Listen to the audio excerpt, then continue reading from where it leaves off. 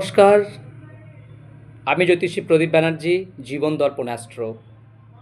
আজ একটু সংক্ষিপ্ত পরিচয় করিয়ে দেবো দ্বাদশ রাশি সম্পর্কে এবং তাদের গঠনটাই বা কেমন।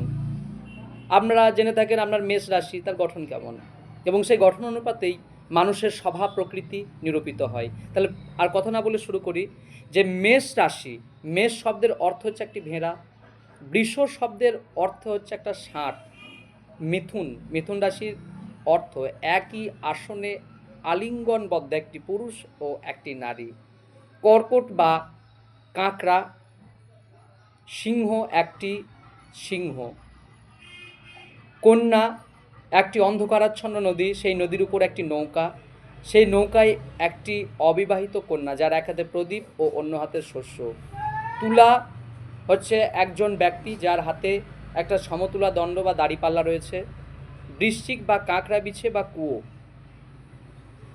ধনু অর্থাৎ একটি একটি অশ্ব, একটি ঘোড়া, যা অর্ধেক হচ্ছে মানব এবং অর্ধেক হচ্ছে অশ্ব বা ঘোড়া। মকর হচ্ছে একটি কুমির। কুম্ভ, কুম্ভ হচ্ছে একজন মানুষ যাহার কাঁধে শস্যপূর্ণ কলস, যেখান থেকে হইতে শস্য নির্গত হইতেছে। এবং মিন, মিন রাশিটা কেমন? দুটি মাছ একে অপরের বিপরীত মেরুতে অবস্থান করছে, একে অপরের পুচ্ছ কামড়ে। নমস্কার, জয় মা তারা, জয় রাধা বৃন্দাবন চন্দ্র, জয় বজরংবলী।